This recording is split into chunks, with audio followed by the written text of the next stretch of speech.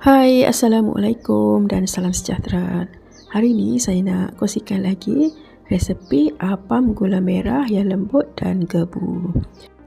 Untuk buat apam ni, mula-mula kita sediakan dulu air gula Melaka. Ni ada seketul gula Melaka. Kemudian tambahkan 2 sudu besar gula, sehelai daun pandan.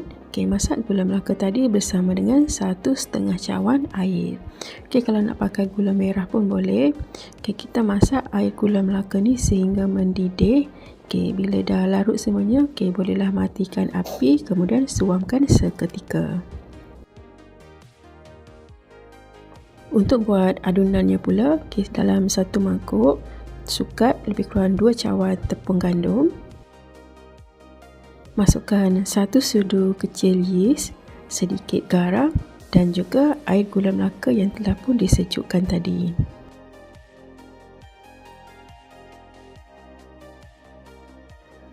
Semua bahan dah pun masuk, kemudian kita kacau sehingga sebati.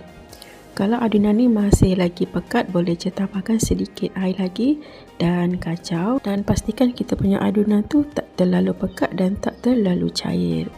Dah siap dah. Kemudian bolehlah perap selama 1 jam sehingga dia naik sikit ataupun timbul buih-buih halus, menandakan adunan tadi tu dah kembang. Sebelum masukkan ke dalam acuan, kita kacau dulu untuk nak buang dia punya gas tadi tu.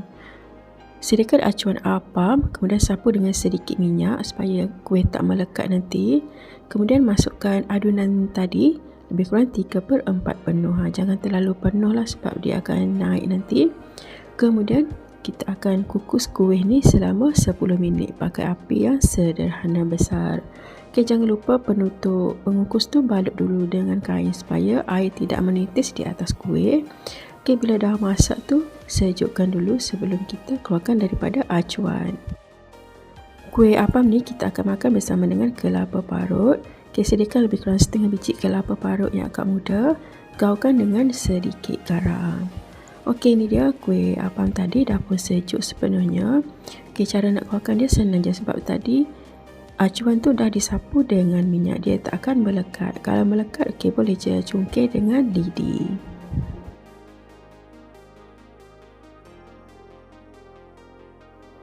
Ni dia dah siap pun apam gula Melaka ataupun apam gula merah. Dia punya tekstur tu memang sangat lembut, gebu dan rasa dia pun sangat sedap. Dengan sukatan bahan-bahan tadi tu, dapatlah lebih kurang 12 biji kuih dengan acuan apam yang agak besar. Itu saja perkongsian pada kali ini. Jangan lupa like dan subscribe. Thank you. Bye.